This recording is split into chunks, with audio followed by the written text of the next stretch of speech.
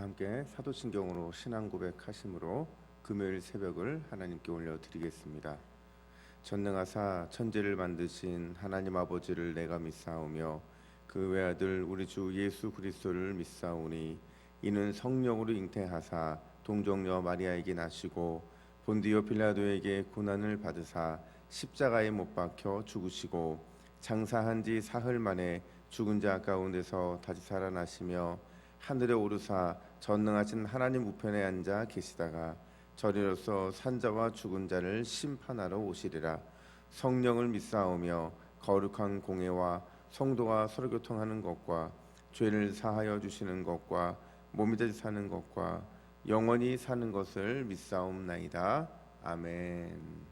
함께 찬송가 251장 올려드리겠습니다. 251장입니다.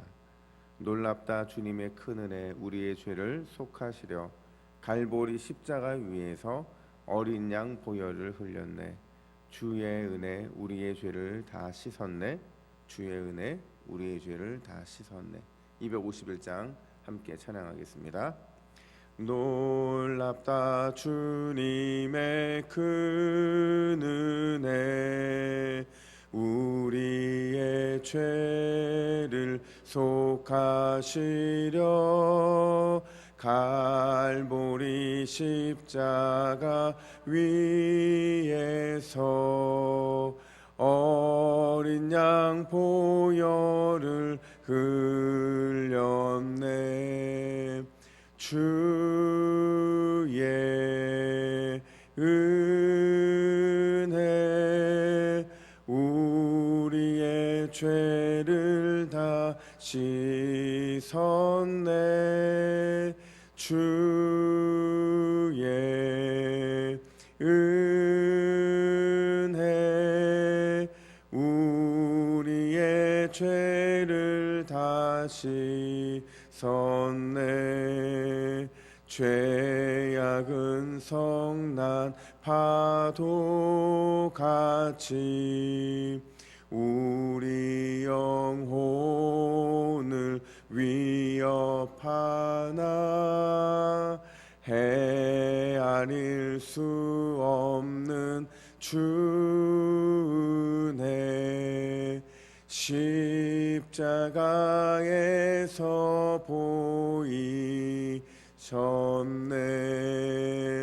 주의 은혜 우리의 죄를 다 씻었네. 주의 은혜 우리의 죄를 다 씻었네. 죄악에 물든 영혼들을 주께서 피로 씻으시네. 지금도 흐르는 그 피에 눈보다 더 희게 씻으라. 주의 은혜 우리의 죄를 다 씻었네. 주의 은혜 우리의 죄를 다 씻었네. 피할 수 없는 그 은혜를 믿는 자에게 거저 주네. 형제여 주 앞에 나와서 더 지체 말고 곧 받으라. 주의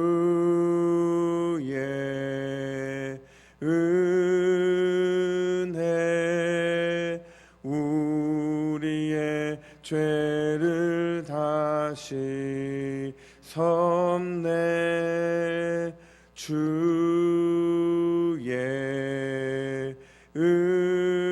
은혜 우리의 죄를 다시 섰네. 아멘. 이 시간 말씀을 받겠습니다. 이 복된 시간에 주시는 하나님의 말씀은 계속해서 시편 32편 1절에서 11절까지 말씀입니다.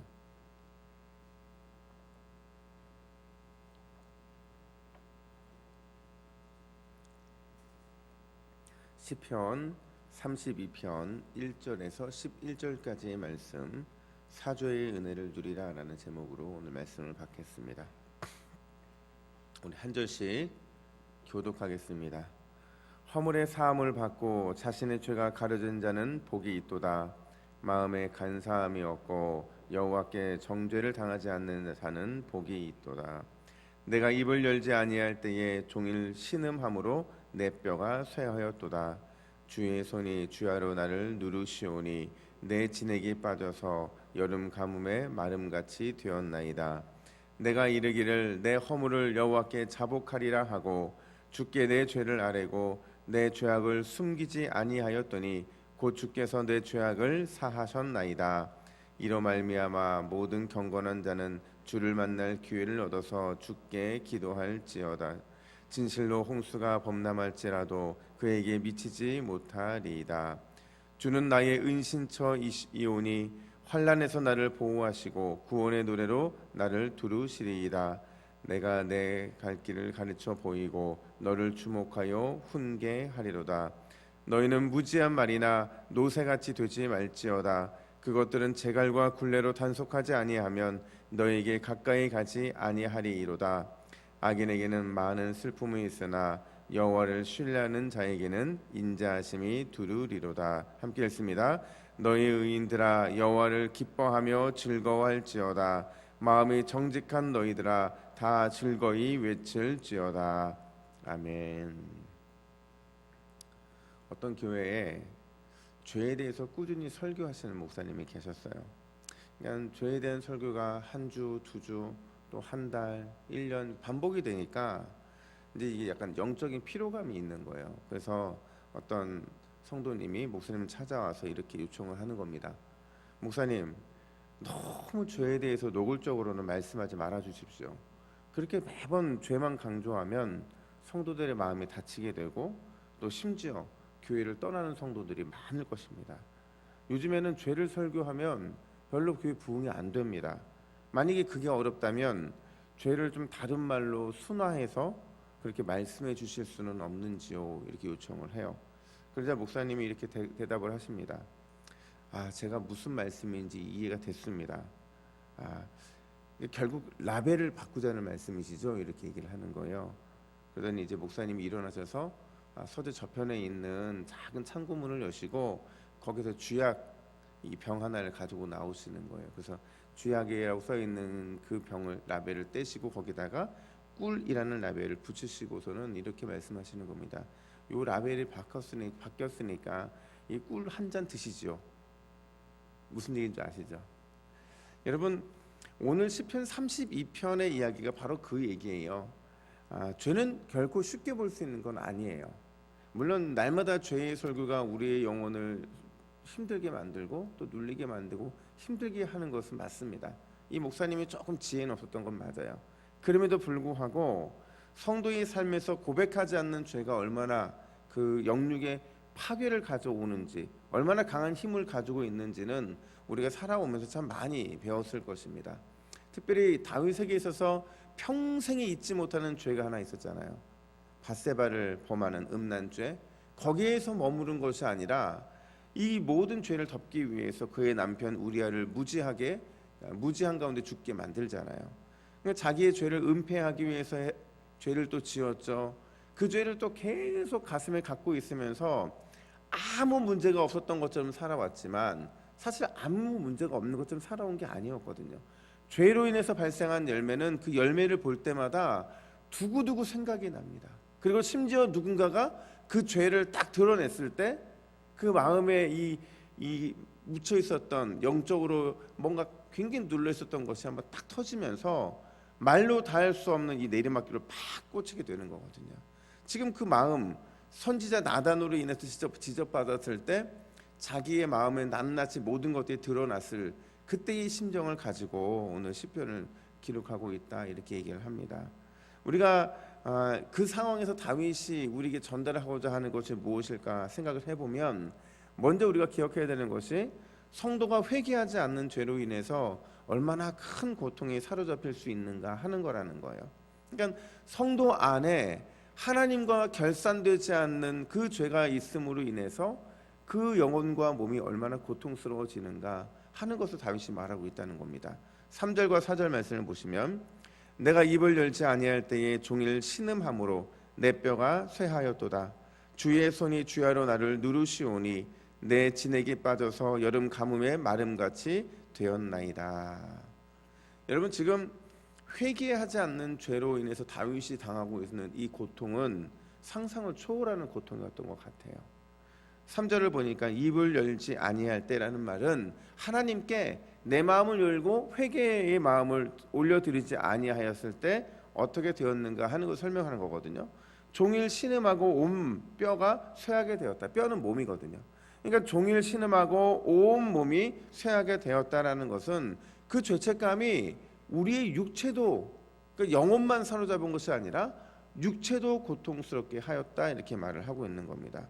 심지어 4절에서는 회개하지 않는 죄에 대해서 주님의 손이 밤낮 나를 누르고 있었다, 이렇게 말하고 있는 거예요. 이게 무슨 의미인지 아실 겁니다. 우리가 분명히 죄를 지었는데 마음에 꺼름직한데 그걸 해결하지 않고 하나님께 올려드리지 않으면 뭔가 내 마음을 막 짓누르고 있는 것 같은 뭐 이런 것들을 느끼게 되잖아요. 이게 여러분 하루 지나고 이틀 지나면 무뎌지는 것 같지만 우리의 무의식 속에 그게 하나님께 회개하지 않는 죄는 차곡차곡 쌓이게 되는 겁니다. 그게 차곡차곡 쌓였을 때 이게 영적으로 굉장히 하나님과 거리감을 느끼게 되고, 그로 인해서 밤낮 주님이 나를 누르고 있는 것처럼 부르시져도 응답이 없죠. 주님 앞에 뭔가를 간절히 바라고 또 원해도 주님이 그것에 대해서 해결해 주지 않는 이런 어떤 상황들을 맞이하게 되죠. 일은 꼬여가죠. 상황들은 더 힘들게 되죠. 마음은 답답하죠. 마치 여름풀이 마름처럼 이 여름풀이 말라가면서 진액이 다 빠져나가는 것처럼 지금 그런 상태다, 이렇게 말을 하고 있는 겁니다. 이게 결국 영적인 또 육적인 눌림으로 인해 삶을 압박하고 있는, 죄를 회개하지 않음으로써 사죄의 기쁨을 누리지 못하는 상태라는 것이죠. 제가 설교를 준비하다가 문득 어린 시절이 생각이 났어요. 그러니까 저는 기억이 없는데 제가 초등학교 3학년 때인지 4학년 때인지 이불에 오줌을 쌌다는 거예요. 이게 참 이게 되게 혼났거든요. 부모님한테 엄청 혼났습니다. 나이는 먹고 오줌을 싸면 이거 옛날 같았으면 머리에 키를 이게 뒤집어 쓰고서 소금 얻어 다녀야 되는데 어떻게 너는 이렇게 쉬도 못 가리냐고 되게 창피했거든요. 또 이제 뭐 부모님이 혼내실 때 뭐 저만 따로 불러서 혼냈겠어요. 저희 누나 제 남동생 불러놓고 막 야단을 쳤거든요. 그러니까 제가 마음이 얼마나 힘들었겠어요. 근데 이제 15년이 지나고 나서 제가 20대 중반이 되고 제 동생이 20대 초반이 됐을 때, 그때 이제 제 동생이 막 하나님 부어주신 은혜를 경험했거든요. 그 은혜를 막 경험하고 나서 형한테 청산할 문제가 있다고 형을 한번 보자는 거예요. 그래서 제가 동생하고 같이 이런저런 얘기를 하는데 무슨 얘기를 하냐면 15년 전에 이불에 오줌을 싼 게 형이 아니고 자기라는 거예요. 자기 유치원 때 그때 자기가 오줌을 쌌는데 엄마한테 너무 혼날 것 같으니까 자고 있는 형을 그렇게 여러분 이게 7살짜리가 할 짓입니까? 예? 근데 형을 굴러놓고 자기는 이제 옆에 자고 형이 그 자리에 자서 형한테 뒤집어 씌웠는데 기도하는데 하나님이 그거를 딱 가르쳐 주시더라는 거예요. 그게 딱 걸리니까 더 이상 기도를 못 하겠다는 거예요. 그래서 하나님께서 오늘 형한테는 진짜 꼭 얘기해서 내가 이 문제는 반드시 해결받고 가야겠다 생각을 해서 그동안 형한테 정말 미안했다. 이제는 자기 마음이 편해졌다. 이런 얘기를 하는 겁니다. 여러분 15년 만에 사죄의 은혜를 누리게 된 거예요. 이 얼마나 큰 기쁨이었겠어요. 근데 저는 기억도 안 나요. 사실 혼난 것도 기억이 안 나는데 그 감춰놓은 죄가 있는 사람은 그렇게 하나님이 기억을 하게 하시는 겁니다. 저도 그런 경험이 있거든요. 제가 사실은 설교할 때 저희 아내한테 한번 야단을 맞아서 그런 얘기를 안 하는데 제가 원래 검은 포도 안 먹습니다. 왜 검은 포도를 안 먹냐면 저도 하나님이 막 부어주시는 은혜를 누릴 때 그때 하나님께서 저한테 이게 네 죄다 하고 보여준 게 뭐였냐면 가나안 정탐으로 갔던 그 12명의 정탐꾼들이 이만한 포도를 가지고 왔잖아요. 근데 그게 제 꿈에 나타난 거예요. 근데 그 꿈에 나타난 그 포도는 가나안 정탐꾼들이 갖고 온 이만한 이 포도송이에 달려있는 요만한 이 포도들이 아니라 그냥 머루포도 같이 시꺼먼 포도인데 거기에 거미줄이 막 쳐 있는 거예요. 근데 그 거미줄이 뭔지를 몰라, 거미 쳐 있는 그 포도가 뭔지 몰랐는데 주님이 저한테 그런 마음을 주시는 거예요. 이게 네 죄다. 그러니까 제가 그걸 경험하고 나니까 제가 다른 포도는 다 잘 먹습니다. 그리고 신방할 때 피치 못하는 상황이면 먹습니다. 근데 제가 일부러 돈 주고 사 먹지는 않는다는 거예요. 그 검은 포도를. 왜냐면 옛날 주님이 저한테 이게 너의 죄다라는 이걸 막 깨닫게 하시니까 제가 이 설교를 했더니 저희 아내가 뭐라고 얘기를 하냐면 당신 때문에 우리는 이제 검은 포도를 못 먹게 생겼다고.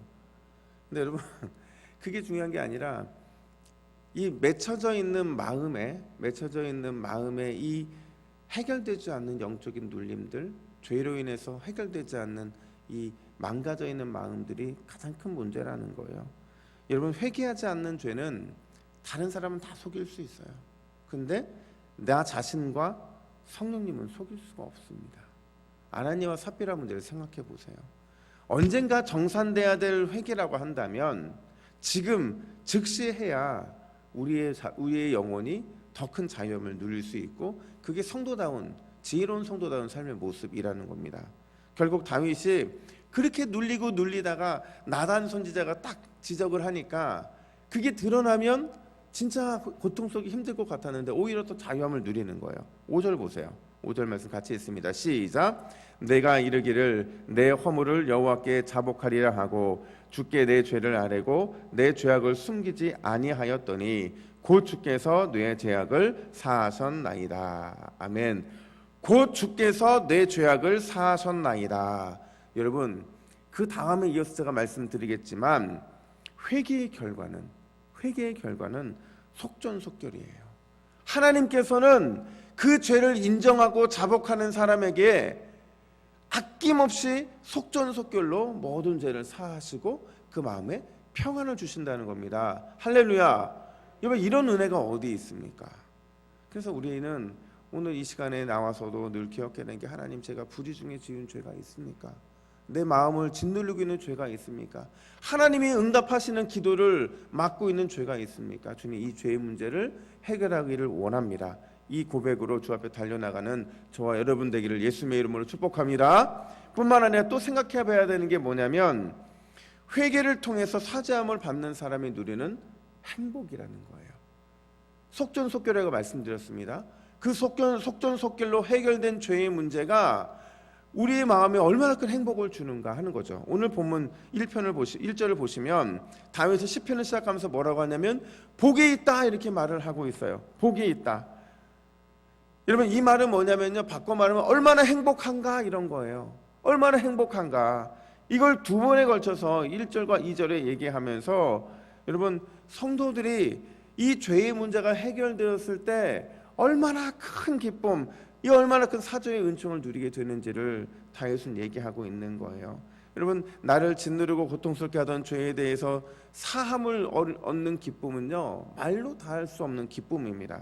다윗은 뭐라고 외치냐면 6절 보니까 모든 경건한 자는 주를 만날 기회를 얻어서 주께 기도할지라 이렇게 말하고 있어요. 무슨 말이냐면 좀 의역해 보면 회개할 기회를 얻는다면 반드시 그 기회를 절대 놓쳐서는 안 된다는 겁니다. 회개할 기회가 있는데 그걸 놓쳐버리면 더 그 마음이 복잡해지고 더 마음의 어두움의 그늘이 쌓인다는 거예요. 여러분 그렇잖아요. 부부끼리도 싸우고 나면 이 서로 화해할 기회가 반드시 있거든요. 근데 그 화해할 기회를 놓쳐서 이렇게 잠깐 그냥 마음을 토로하고 다 해결할 수 있는 기회를 놓치게 되면 그게 쌓입니다. 하루 쌓이고 이틀 쌓이고 3일 쌓이고 그러다가 헤어지는 거거든요. 제가 친하게 지내고 있는 집사님한테 물어보니까 이 이혼하기 위해 오시는 분들의 이혼의 문제가요, 처음에는 아주 작은 거라고 해요.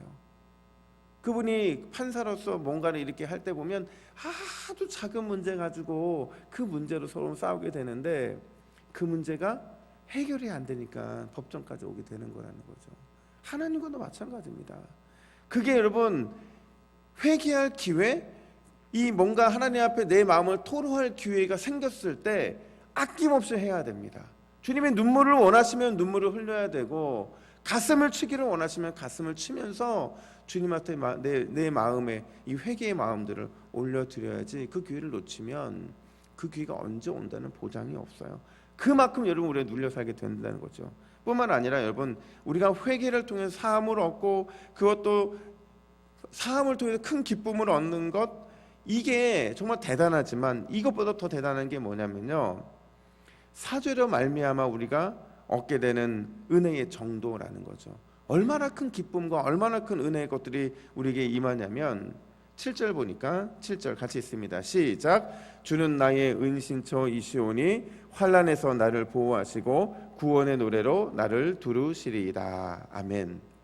여러분 주님께서는요 자기의 죄를 고백한 사람에게 너 그래도 죄를 지었으니까 일정 기간 이렇게 힘들어야 돼 이렇게 말씀하시는 분이 아니세요. 속전속결로 죄의 문제를 해결해 주실 뿐만 아니라 그 다음부터는 나의 은신처, 내가 죄악 때문에 자꾸 눌림을 당할 때 눌림을 당하지 아니하도록 주님이 나의 은신처가 되어주시고 또 그 죄 때문에 환난에서 나를 보호하시고 구원의 노래로 나를 둘러주신다 이렇게 말하고 있거든요. 그런 의미에서 성도들이 회개할 때 주님께서는 새 노래를 주세요. 새 노래라는 것은 기쁨의 노래거든요. 우리가 찬송가 288장 부를 때마다 이것이 나의 간증이요 이것이 나의 찬송일세 이렇게 하잖아요. 이것이 나의 간증이요라는 게 영어 찬양어는 뭐냐면 This is my story예요. 하나님께서는 회개하는 나의 영혼에 나에게 새로운 노래를 부르게 하심으로써 내 인생의 간증을 만드시는 거거든요. 이 간증을 누려본 사람만이 누릴 수가 있다는 겁니다. 여러분 바닷가에 가면 참 많은 구멍들이 있잖아요. 특히 뻘들도 있는데도 마찬가지지만 바닷가에 가면 이런 수많은 구멍들이 있습니다. 그 수많은 구멍들은 개가 파놓은 구멍도 있고 또 어떤 조개들이 파놓은 구멍도 있고 수많은 바다 생물들이 파놓은 구멍들이 있어요. 그 구멍들을 무엇으로 메꿀 수 있겠어요? 흙으로 메꿀 수 있습니까? 그 모든 것들을 아니에요. 파도가 와서 한번 그걸 다 한번 이렇게 치고 가면 모든 구멍들이 메꿔지는 겁니다. 그게 바로 사죄의 정도라는 겁니다. 동이 서에서 먼 것처럼 우리 주님은 우리 죄를 덮어주시되 완전히 덮어주셔서 우리로 하여금 구원의 노래를 부르며 기뻐할 수 있는 은혜를 주신다는 겁니다. 그 은혜를 우리가 누려야 된다는 겁니다. 마지막으로 다윗은 이렇게 결론을 맺습니다. 11절입니다. 너희 의인들아 여호와를 기뻐하며 즐거워할지어다. 마음이 정직한 너희들아 다 즐거이 외칠지어다. 아멘. 여러분 우리에게 회개할 수 있다는 것 자체가 축복인 줄로 믿습니다. 그 복을 누리면서 오늘 이 하루 여호와를 기뻐하고 즐거워하면서 여러분이 이 자리에 오기까지 마음을 무겁게 했던 수많은 것들이 이 성전을 기도하고 떠나는 그 시간에 마음이 기뻐하고 또 기뻐하며 즐거이 외치게 되는 그런 귀한 은혜가 있기를 예수님의 이름으로 축복합니다. 함께 기도하겠습니다.